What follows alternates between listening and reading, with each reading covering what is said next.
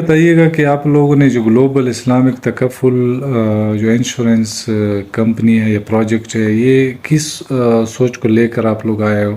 یہ کائنڈلی آپ ذرا ڈیٹیل بتائیے گا۔ میرا نام ہے شاہجہان افریدی اور میں سی او گلوبل اسلامک تکافل۔ جیسا کہ آپ کو پتہ ہے کہ پوری دنیا میں خواہ یورپ ہو، امریکہ ہو یا خلیج ممالک ہو، تو وہاں پر ہیلتھ انشورنس ہے، لائف انشورنس ہے۔ اسی طرح پاکستان میں جو غریب ممالک ہے، فار ایگزامپل پاکستان، افغانستان، بنگلہ دیش اور انڈیا، یہاں پر لوگوں میں اس طرح اویئرنیس نہیں ہے جس طرح یورپ، امریکہ یا خلیج ممالک میں وہاں پر لوگوں میں ہے۔ تو یہاں پر ابھی مختلف کمپنیاں کام کر رہے ہیں، لیکن اس میں دو قسم کی ہیں۔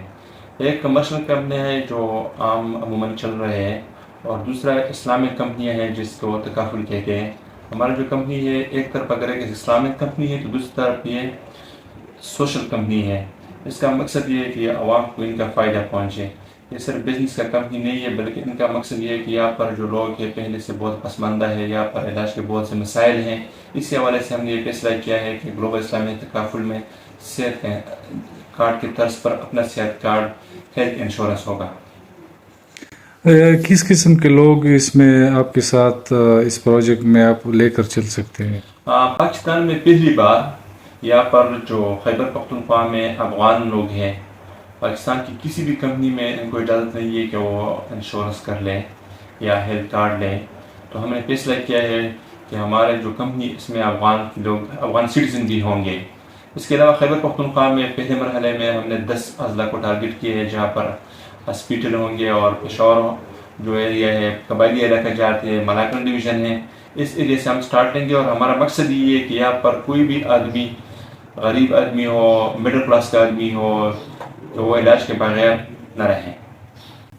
اچھا سر، آپ لوگوں کے پاس کون کون سے پالیسیز ہے؟ کس کیٹیگری کے لوگوں کے لیے کس کیٹیگری کی پالیسیز ہے؟ اس میں 3 کیٹیگری ہے۔ ایک جو ہے ڈائمنڈ ہے، دوسرا گولڈ ہے، تیسرا سلور ہے۔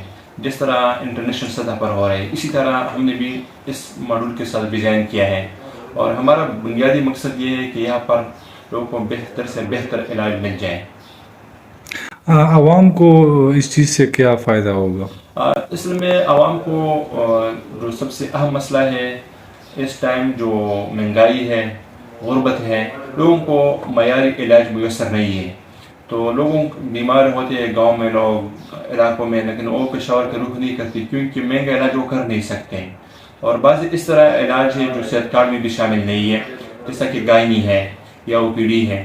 ہماری جو کمپنی ہے اس میں جو سب سے اہم چیز ہے وہ یہ ہے کہ وہی چیزیں جو انٹرنیشنل انشورنس کمپنی میں بھی نہیں ہے، جیسے گائنی ہو یا او پی ڈی ہو، تو ہم نے فیصلہ کیا ہے کہ اس میں وہی علاج ہوں گے جو دوسرے انشورنس کمپنی میں نہیں ہے۔ بتائیے کہ زیادہ تر پاکستان میں جتنی بھی انشورنس کمپنی ہے اس میں شرعی بھی ہے اور غیر شرعی بھی ہے، تو یہ گلوبل اسلامک تکفل یہ شرعی ہے یا غیر شرعی ہے؟ جن کمپنیوں کے نام میں تکافل آ رہے ہیں تو اسٹیٹ بینک اور ACCP ان کمپنیوں کو اسلامک کمپنی کا درجہ دے رہے ہیں، اور ان کے ساتھ باقاعدہ شرعی کونسل کا مکمل ایک بورڈ ہوتا ہے۔